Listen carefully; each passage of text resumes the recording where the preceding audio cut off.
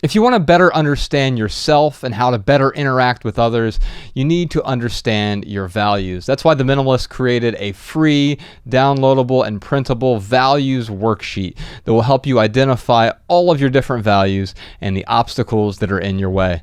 Head on over to theminimalists.com/V to download your free values worksheet today. Enjoy. The Minimalists.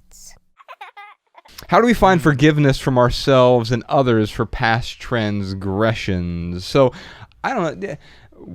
I assume there was a lot of self-reckoning over that 12-year period, but a lot of blame going on. I'm sure, right? You're blaming yourself. How do you forgive yourself for making some decisions that literally cost you 12 years of freedom? I mean, how do you forgive yourself? I mean, this is a question from Tim, by the way. Yeah. That's a horrible question, by the way, because they're always horrible questions when you don't really have it's like, do you give the standard answer, or what did you really? You kind of got to look at it and how do I really feel? Well, let's look at Tim. Tim is probably in a position right now where he's like, "Fuck, I screwed up. I did something I wish I wouldn't have done," and I feel like forgiving myself really means that's how I'm going to get past this. And so maybe if we were to rephrase his question, I don't know that you completely get past it, though. No, I think, look,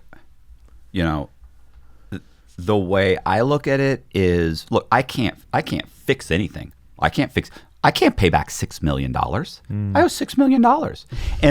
And I have over 50 victims, which are banks. Okay. About 30 of those banks went under. So I can't make those banks whole. In some small fraction, I'm sure I contributed to that, but basically it was the 2008 crash, So it's like, one, I can't pay those banks back. Right. I can't pay I probably will never be able to pay back the $6 million. I can make my restitution payments. That's what I can do. Sure. I have 4 individual victims where I go in, I convince you to owner finance your house to me. So you owner finance your house to me. Mm-hmm. I give you $25,000 down. You owner finance the house. I then turn around and I satisfy the loans on the house and yours, and then I borrow a bunch of money on the house. Now, I just borrowed almost $1 million on your $200,000 house. You get a few payments from me, and then suddenly you get a phone call from the Secret Service. Hey, this is what's happening. You then turn around and you go get a lawyer, because these banks, who have also been notified, but some of them are contacting you saying, look, they're starting the foreclosure process. So you have to clean your title somehow. And the banks aren't necessarily going to even help you. So you get an attorney and you pay some attorney $10,000. One guy paid $10,000, one guy paid $5,000, one guy paid $7,000. And it ends up, I owe 4 victims a total of $40,000. Mm-hmm. Oh, I know. No, of $30,000. So, and I'm always looking at one of the people there is a doctor. One guy's a CPA. These are professional people. And I'm like, that's not killing them. That's not killing them. That's when I initially think it. I'm like, they'll be fine. They're fine. And they probably are fine. But you know what? You are a normal guy living your life, doing all the right things. Right. And I come in and I just smash it all. I can imagine how angry. Look, the one guy, the doctor, Dr. Brown, which is the person I'm thinking about, the Secret Service said he was so upset he couldn't come to court. They wanted him to come and talk. Sorry. They wanted him to come and talk, or his wife. They actually lived in Atlanta at that point. They're probably a couple miles from the courthouse. He couldn't do it. He couldn't. He said, I cannot come and be next to this guy and sit there without wanting to physically harm him. He can't do it. And I remember when I first heard that, I was kind of like, but the more I think about it, it's like, no, he's right. He's got a couple kids. He's got a wife. He's doing all the right things. He went in the military. He's got a medical degree. He's living his life. He's done all the right things. He then owner finances his house to you. Mm-hmm. And you just rip his world apart. Yeah. How do I make that good? Yeah. I mean, I can say I'm sorry, I don't think that Dr. Brown has any forgiveness in his heart for me. I'm sure he hates my guts. He can't even be in the same room with me. You know, I don't know what to do to make that right other than to be honest about it and just be honest that I messed up. I wish I could make it right. I wish I could try. And you know, I'm going to pay my restitution. I don't even know how much of that's going to him. I can't even talk to him. Like I couldn't even go to him and say, hey, how can I make this right? You know, so what you do is you be honest, and some people will never get over it, and there's nothing I can do about that. Sure. Yeah. But you just be honest about it. You be honest with yourself. Stop saying, oh, well, you this and you that. What do you mean you this? You're going to be okay. It's none of my business if he's going to be okay. You know, it's just to say, I fucked up. He didn't have it coming. I wish I could change it. And you kind of have to forgive yourself and you move on, because I can't go around the rest of my life crying about something I just can't fix. Yeah. And I'm not willing to end it all to make the pain go away. Yeah. You know, so you just have to just move forward. I would have pinned it with one thing, because I think I agree with everything you're saying here, because there's certain things we can't pay back, or if we really got value from someone like a dead author, there's nothing I can do to thank him even, right? Right. But I can pay it forward in a bunch of ways, and I think that's what you're doing now, whether it's with your writing, with your books, with the interviews that you do. You're paying it forward in a way. Not only are you entertaining people, but to me, this is a deeper conversation. Ryan and I were talking about this when we were taking a break. You said something really profound during the Minimal episode about figuring out how to be yourself. Okay. I mean, I was thinking, I doubt that. No, I mean, no, it was. It really is. It was powerful. I mean, because really, ultimately, the message of what Ryan and I are trying to communicate, we don't express it that specific way. But I love the way what we're saying is simplify things so that you can figure out how to be yourself. You know, the word complex comes from the Latin root complex, which just means to interweave two or more things together. You had a very complex life. Back in the oddies, right? And what you've done now is simplified in a way. Now, initially you were forced into simplification through the prison system, but now you're doing something that is simple, not easy. Don't get me wrong. Writing, I know. I mean, I've written 5 books. It's not an easy thing, but you've simplified your life in a way, and I see it as a way to, if you can't pay people back, then the only thing we can do is pay it forward. Right. Yeah. Do you feel like you're doing that with your work? 'Cause I knew this was going to come up. Because, look, when I was in prison, and I'm you know, I know you've mentioned this before we had this conversation, where you basically were like, I think you're not giving yourself enough credit. But, you know, I am by nature a selfish person. I am concerned about me. Sure. And I think most people are, but a lot of people hide it, you know. And then I think there are some selfless people that are just out there. Yeah. Possibly. But what happens is that, you know, I started writing the stories because when I wrote my story, I liked it. Yeah. I enjoyed it. Started writing, like, for instance, Deveroli's story, the one that I wrote, the memoir. Everybody knows the guy from War Dogs, right? Well, I mean, I wrote the real guy from War Dogs. I wrote his memoir. So I wrote his story because I was basically wrapping up my story. Like I was going through and I was editing it and I was catching errors and stuff. You know, that's that one that the Shark and the Hounds was in prison. And so I was finishing it and everybody was like, you got to go talk to this guy. You got to go talk to this guy. I wasn't thinking about writing anybody's story. I just saw him and it's like, what do I do now? You know what I mean? Yeah. It's like, do you know how many times, and this, I never knew this at the time, but I see it all the time now, where I'm like, okay, if I do this, and then I do this, and I do this, and I think of all these things that if I could do all these things, then this happens. You want to know what the worst part of that whole process is for me? When I get this. Yeah. When this is done. And then it's like, okay, I got what I want, and now I'm empty. What do I do? And that's how I felt. I'm like, this is almost done. What do I do? Right. So I thought, well, he needs a memoir. He's got a great story. He was in Rolling Stone. He was in Details magazine and all the he's. Let me talk to him. I can help him. And that'll give me something to do. Yeah. Because so I go and I talk to him, and then eventually he's like, yeah, I said, look, I didn't want to write the story. I said, let me help you write a really good outline. You can send it to a ghostwriter.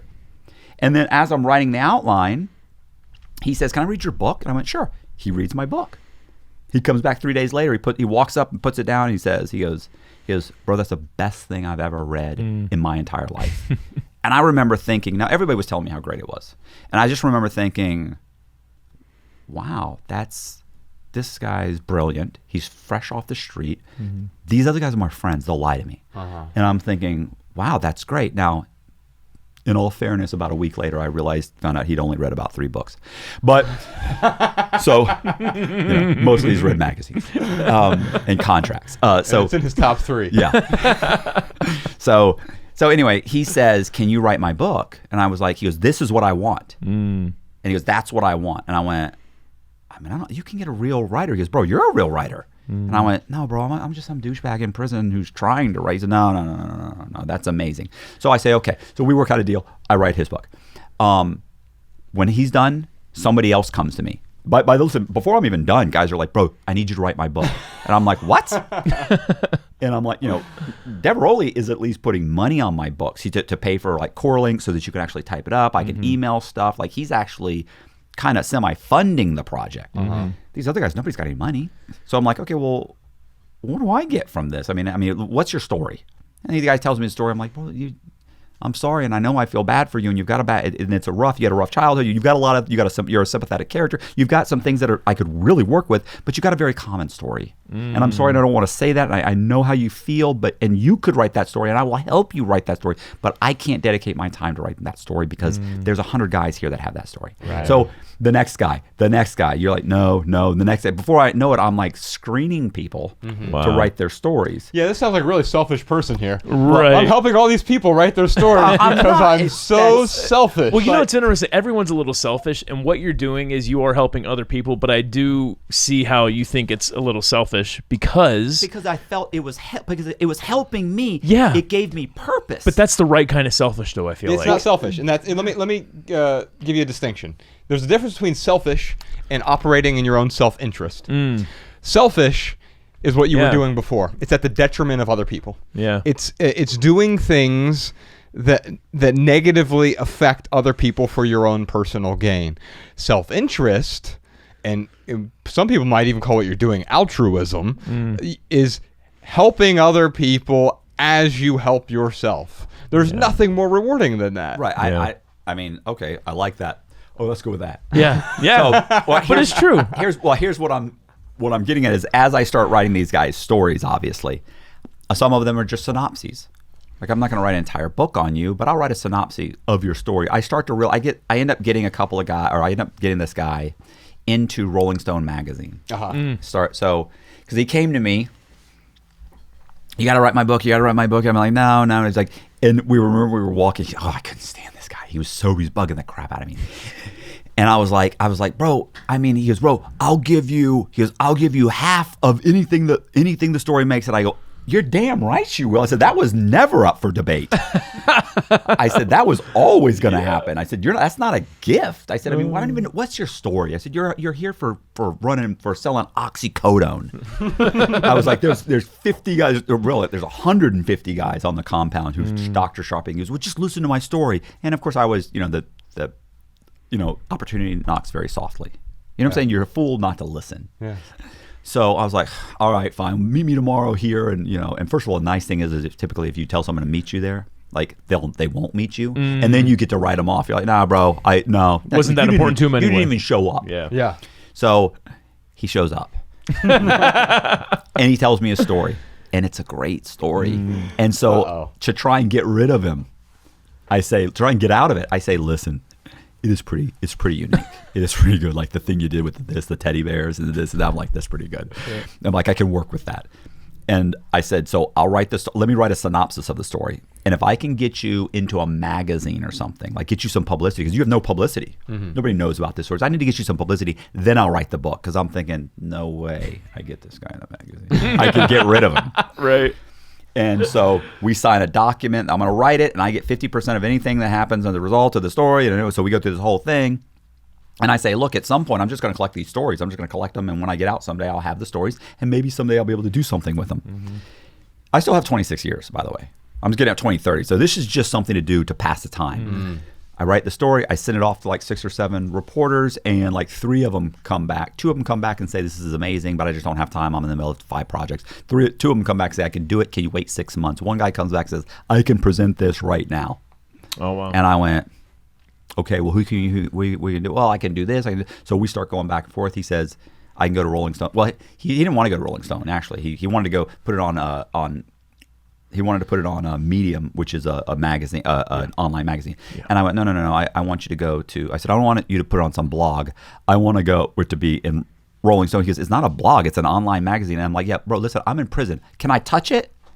And he goes, no. I said, I want it in a magazine I can hold in my hand because I can want to have access to the internet, and I don't know what you're talking about. And he goes, and so we argued. We actually got on the phone, and I said, you know what bothers me the most about this conversation? He goes, what? I go, you won't even try.